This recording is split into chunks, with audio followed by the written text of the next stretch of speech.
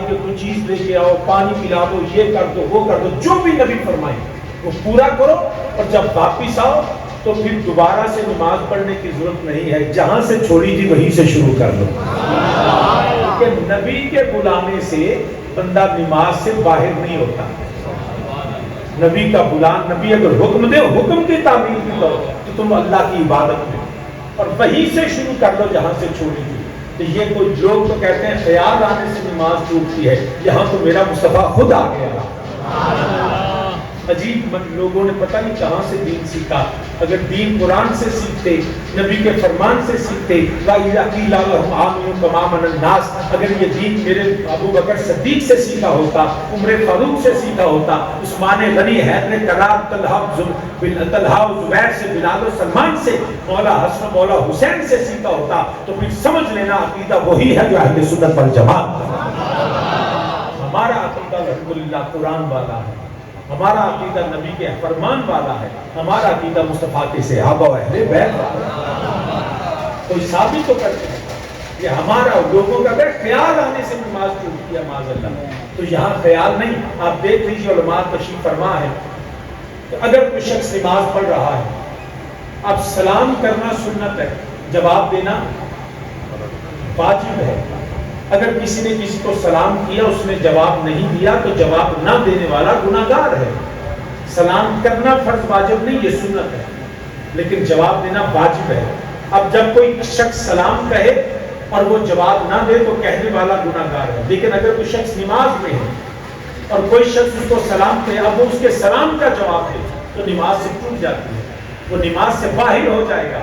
اب دوسرا کوئی شخص سلام کہے تو اس کا جواب دے تو نماز ٹوٹ جاتی ہے، اور یہ نماز تو ہے اگر میرے نبی پہ سلام نہ کہے تو نماز قبول ہی نہیں ہوتی۔ تصور کیجئے ذرا، اہل سنت کا عقیدہ ہی سچا ہے۔ عقیدہ اہل سنت قرآن و سنت ہے۔ ہماری تو نماز ہوتی نہیں، میں کا دین بھی تے ایمان بھی میں دی صوم و صلاۃ اذان بھی میں دے حج نماز تا فرض فریضے، میں دے مذہب تے قرآن بھی چکر یار فرید قبول کرے سرور بھی سلطان۔ ہماری تو عبادت ہی نبی، بلکہ ہماری قرآن کہتا ہے قل ان کنتم تحبون اللہ فاتبعونی یحببکم اللہ، کہ اتباع رسول ہی خدا کی بارگاہ میں مقبول ہونے کی سند ہے۔ اگر اتباع رسول سے نکل جائے، محبت رسول نہ ہو، نبی کی عزت و تعزر ہو و توقر ہو، عزت و توقیر و تعظیم مصطفیٰ نہ ہو، تو کروڑ نمازیں پڑھے تو اس کی کوئی نماز بھی قبول ہے نہیں ہے۔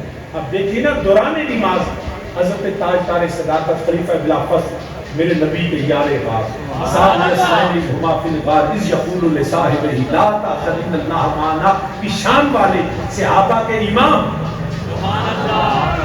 دوران نماز میرے نبی، انہوں نے محسوس کیا کہ کملی والے آقا تشریف لانا چاہ رہے ہیں، تو حضرت ابوبکر صدیق اب نماز میں اگر کوئی شخص قبلے سے منہ پھیر لے اس کی نماز ٹوٹ گئی، مصلی سے ہٹ جائے تو نماز ٹوٹ گئی۔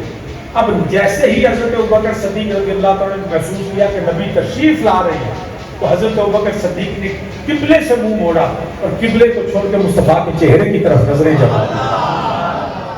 اللہ اکبر، اللہ اکبر، یا رسول اللہ، یا رسول اللہ، حق چلا یا علی، یا رسول اللہ، زندہ باد، زندہ باد، زندہ باد،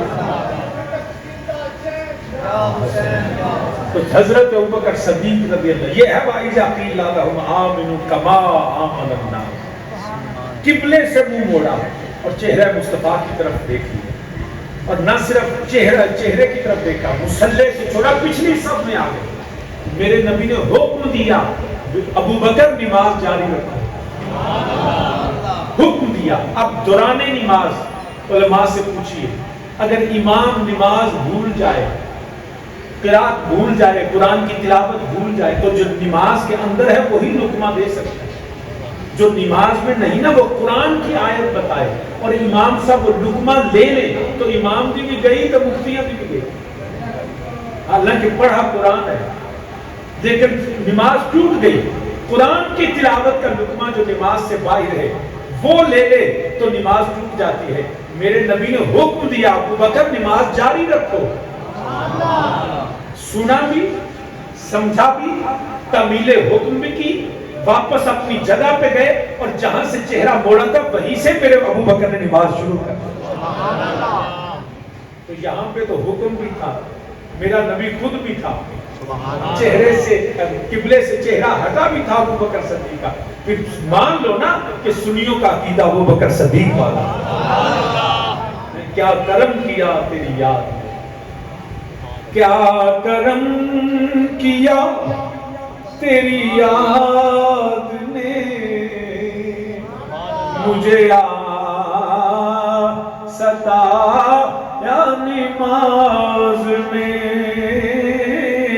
مل کے میرے ساتھ کہیں کیا کرم کیا تیری یاد نے, مجھے ستایا نماز میں. میرے وہ بھی سجدے ادا ہوئے جو قضا ہوئے تھے نماز میں. مل کے کہیں میرے وہ بھی سجدے, جوان آدمی اور پر میرے نال میرے وہ بھی سجدے. آپ جی تسی بھی پڑھ لو میرے نال میرے وہ بھی سجدے ادا ہوئے جو قضا ہوئے تھے نماز میں. شار مشرق حضرت علامہ اقبال فرما دے میں پہ, مجھے کیا خبر تھی رکوع کی, مجھے کیا پتا تھا سجود کا, تیرے نقش پا کی تلاش تھی جو جھکا رہا میں نماز میں. تیرے نقش پا,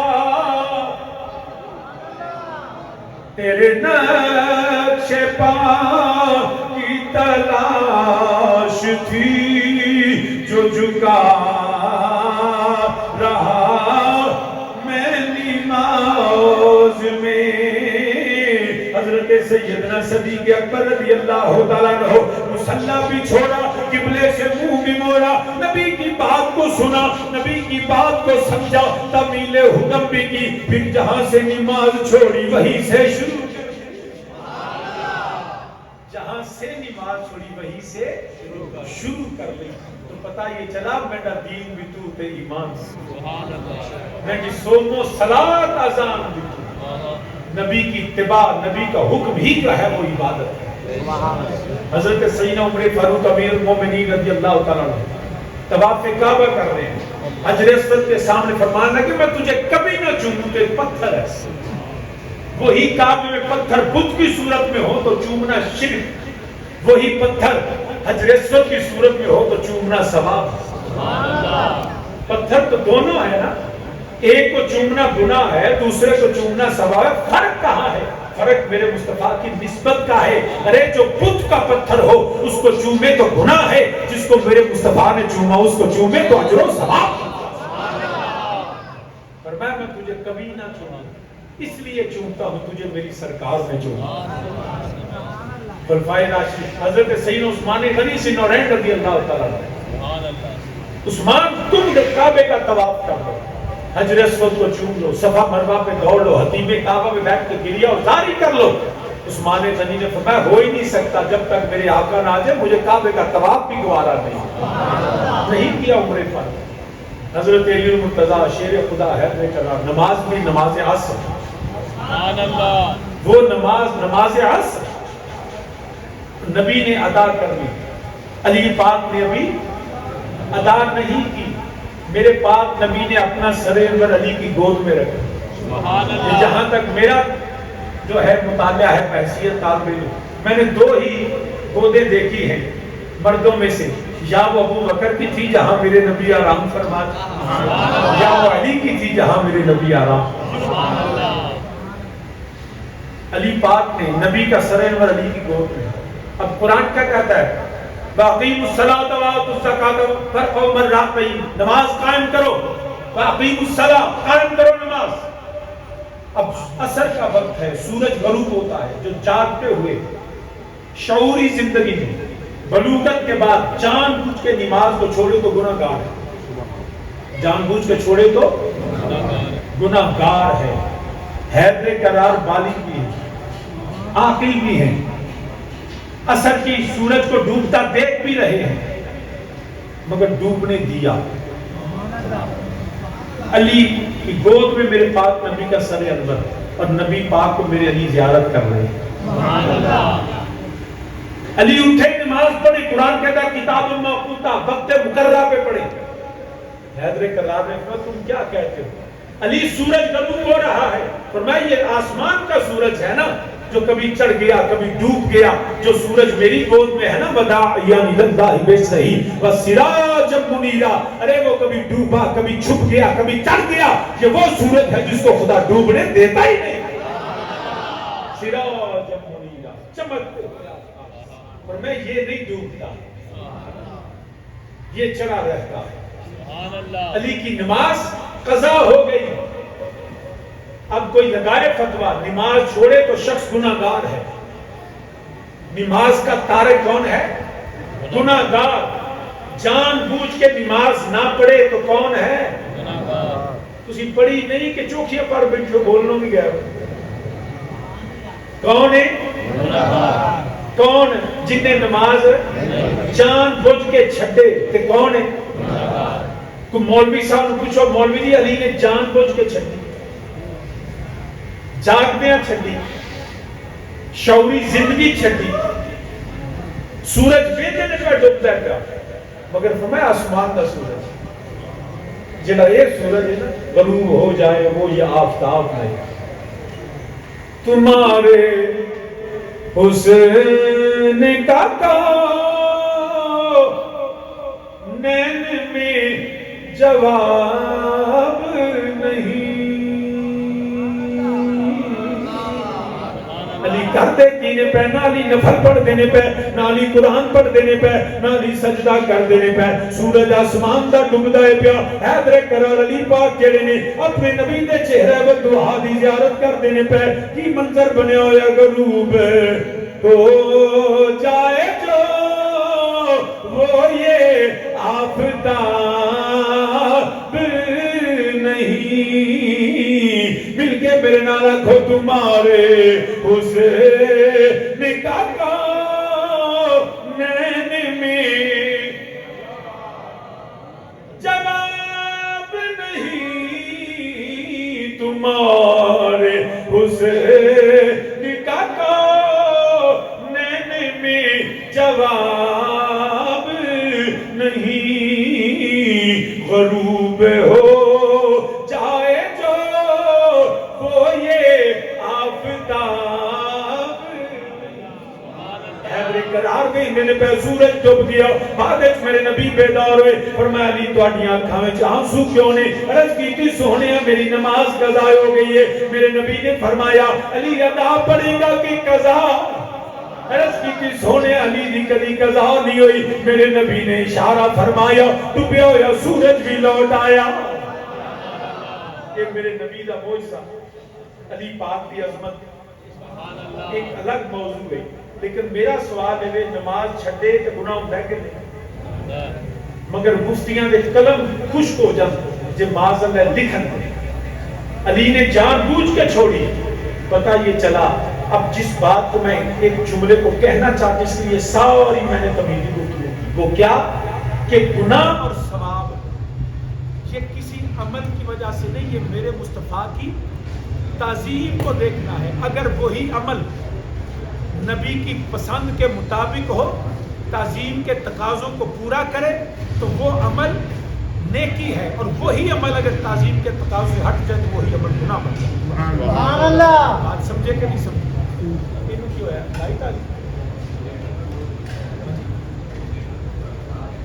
یہ اپنے جوائیاں نو پہلے ساری انگوٹھی سونے دی پاندے نبی نے فرمایا جنم دی آگے تے جوائی نو جنم پہ بھیجی رہا ہے،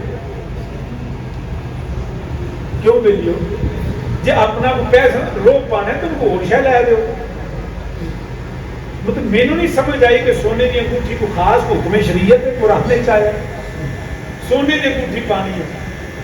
عجیب گل ہے یار، نبی نے منع کیا ہے سونا پہننا مرد کے لیے حرام ہے، اور میں جنم دا اگ اسی اپنے جوائی کو پہلا کام ہے کہنا اگ پا دو نہ چاندی دی پاؤ، اگر پیسے بکھانے یا کیش دے چاہتے کوئی اور شے دے چاہتے، لیکن وہ کم نہ کرو بکھا لے ایسے جڑا گناہ ہو گئے، آپ بھی گناہ گار تے اگلے بھی گناہ گار تو جی وہ بیچارہ خود کی پرہیزگار مدنی منہ نکل آئے تو وہ جویں انہیں لانی نا تو نال انہیں لہنے پہلے دن گھوٹھی لائیے تو رشتہ ہی مکاؤ، ساتھی کی حالت ہے بنی گئی۔ اس لیے ان باتوں کو سمجھے، سونا پہنا مرد کے لیے حرام ہے۔ اب کوئی ایک ماشا بھی سونا رتی بھی نہیں پا سکتا، مگر میرے نبی نے فرمایا سراکا تو سونے دے کنگن پائے گا، سونے دے کنگن کیسر کس طرح فتح ہوئے گا کہ تو سونے دے کنگن پائے گا۔ عمر فاروق رضی اللہ عنہ دور ایک کیسر جس طرح فتح ہویا مال آیا تو عمر فاروق کی کنگن چوک رہا ہے، فرمایا کتھے میرے نبی دا غلام سراکا؟ سبحان اللہ۔ امیر المومنین میں حاضر، فرمایا پھاڑ کنگن پہ پا۔ وہ عمر جس کا رستہ شیطان بھی چھوڑ دیتا ہے، فرمایا پھاڑ کنگن پہ پا، سیاپا موجود تے حضرت سراکا کنگن پہ پاندے، کسی فتویٰ لایا ہے راہ میں کہ حضرت سراکا کنگن پا کے نا مدینے نے گلیاں جائیں پھرتے پہ لوگوں یاد رکھو میرے پاک نبی نے گلنا سچیاں ہو، سبحان اللہ۔ پتہ لگا نبی جو کہہ رہے وہی حلال ہے، جو کہہ رہے وہی حرام ہے۔ اللہ نے یہ اختیار نبی کو دیا۔ سامعین اس وقت اس ساری توحیدی گفتگو کا مقصد کیا ہے؟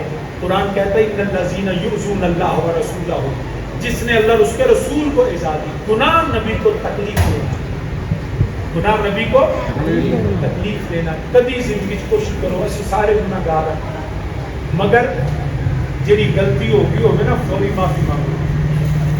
ایک گل جڑی وہ اکثر لوگ ہیں جنا وہ کی جویں کسی کو ہوگی نا تو نہ نہیں آنے یار معاف کر دیا، یہ نہیں ہو کہ میرے کو ہوگے گا نہیں، مگر جیتے متعلقہ ہوگا تو فوری معافی مانگو۔ یہ بڑی عظمت ہے جنہوں تاڑے تو پتہ لگا نا میری وجہ تو فلان تکلیف پہنچی تینا کو لے تین ادھر اور کچھ آواں گا نا، ان کو فوری معافی مانگ لو، یہ عظمت۔ معذرت کرنے سے انسان بلند ہوتا ہے، معافی رب کو بھی منگو تو بندیاں کو بھی منگو، ہمیشہ یاد رکھنا یہ زندگی سوکھی تو گناہ معاف۔ مگر اگر اسی طرح اگر کوئی شخص ایسا عمل کرے، اب نبی کو تکلیف دینا گناہ نہیں، کفر۔ یاد رکھنا، میری وضاحت تھوڑی کرنے کو تو چہرے پر تاثر کر اس کو سمجھ لیا۔ ایک ہوتا ہے تکلیف کا پہنچ جانا، میرا ارادہ نہیں، میری نیت نہیں، میں یہ چاہتا نہیں، لیکن نسیان، بھول، خواہشات کا غلبہ، نفس کا ہمارے قابو سے باہر چلا گیا، گناہ کرتا ہے۔ ہمارے گناہ سے نبی کو تکلیف ہوتی ہے، ہمارے گناہ سے نبی کو تکلیف ہوتی ہے، اس لیے عمل جو ہے وہ گناہ ہے، کیونکہ نبی کو ناپسند ہے، اس سے تکلیف ہوتی ہے۔ جس جو نیت نہ ہو، ارادہ نہ ہو اور تکلیف پہنچ جائے یہ گناہ ہے، لیکن جو ارادے سے پہنچائے وہ گناہ نہیں، وہ کفر ہے۔ یہ بات یاد ہے، وہ کیا ہے؟ وہ کفر ہے۔ اب ہمارے اعمال سے ہم سادگی میں کیسے عمل کرتے رہتے ہیں، ہمیشہ اللہ سے اور اللہ کے رسول سے معافی مانگتے رہیں، کملی والے غلطی ہوگی یا اللہ خطا ہو گئی، تو رحمان رب نے اپنے نبی کا صدقہ سارے گناہ معاف فرما۔ ہمیشہ رب کی بارگاہ چ عرض کرتے رہو، اے رحمتاں دمی برسا مولا،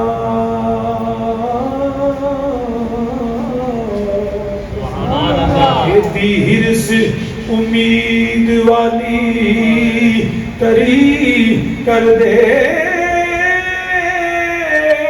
ول سکھ گئی ہرس امید والی رحمتاں دا پاکے ہری کر دے نیکی نہیں کیتی بے شک مجرم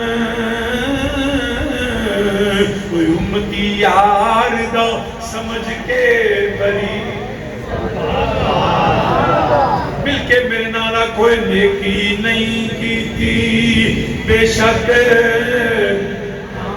اپنے جرم دا اعتراف اللہ دی بارگاہ جو کرو نیکی نہیں کیتی بے شک مجرم امتی یار دو سمجھ کے بری کر دے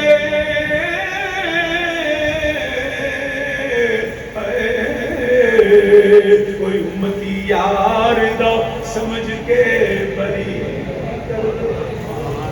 ہمیشہ معافی مانگتے رہے.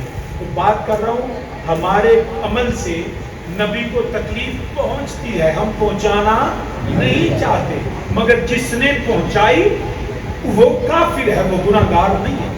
اور اسی لیے قرآن نے کہا لعنہم اللہ فی الدنیا والآخرہ, دنیا و آخرت میں لعنت جو ہے شخصی لعنت, یہ بھی مسئلہ یاد کریں. ہم مذاق میں اپنے مومن بھائیوں کو تو چھٹ تو لعنت کی, یہ گناہ ہے. لعنت جو ہے شخصی لعنت متعین کر کے, یہ صرف یقینی کفر پہ.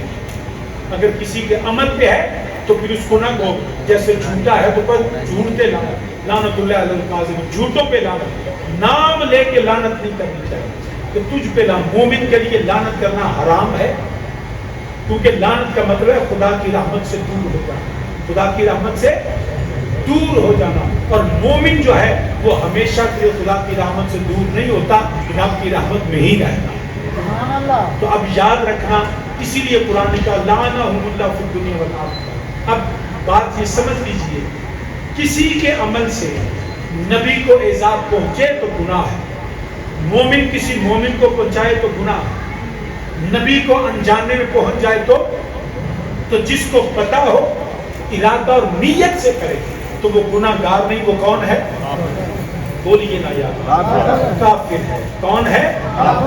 اب میں اس کی اس سے زیادہ تفصیل میں نہیں جاتا. اب یاد رکھیے, میں نے جو آیت کریمہ قرآن کی پڑھی ہے کہ جس نے اللہ اس کے رسول کو ایذا دی اس پہ دنیا و آخرت میں لعنت ہے, دردناک عذاب ہے.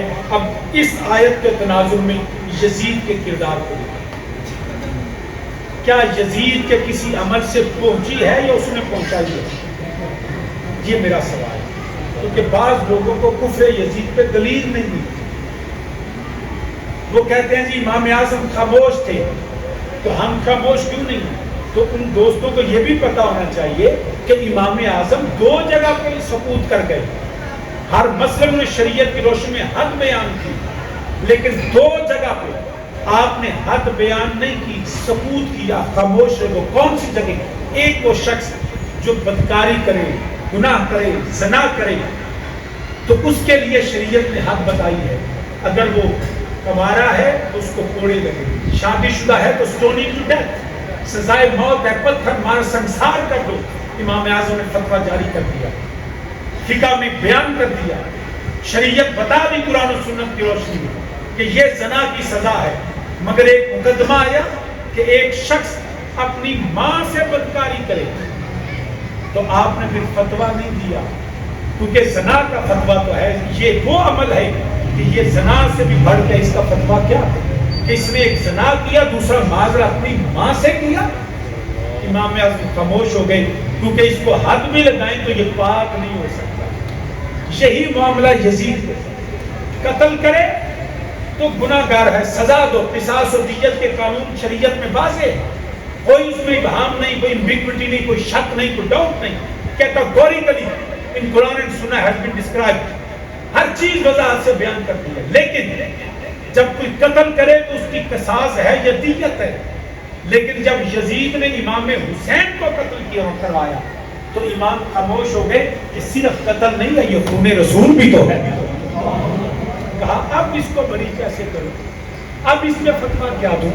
یاد رکھیں لوگ کہتے ہیں جی یزید کو تو پتہ ہی نہیں تھا، پہلا خط ہر کتاب میں موجود ہے، ہر کتاب میں جو گورنر مدینہ کی طرف پہلا خط یزید نے حضرت امیر معاویہ رضی اللہ عنہ کے اقتدار کے بعد جو پہلا خط یزید نے لکھا نا گورنر مدینہ کو، اس میں نام لکھے عبداللہ ابن زبیر، عبداللہ ابن عمر اور حسین ابن علی، کہا کہ بیعت لو، اگر بیعت نہ کریں تو سر قلم کر دو، سر بھیجو میرے پاس۔ اور گورنر مدینہ نے مروان بن حکم کو ملعون کو بلایا اور اس نے کہا کہ ابھی وقت ہے، حسین کو نہ جانے دو، لیکن وہ نبی کی آل کا غلام۔ مروان بن حکم نے بھی یہ کہا اس خط کی روشنی میں، لوگ کہتے ہیں کہ قتل کا حکم یزید نے نہیں دیا۔ تو یہ تاریخ کے حقائق کو موڑنا ہے، پتہ نہیں یزید کو کیوں بچانا چاہتے۔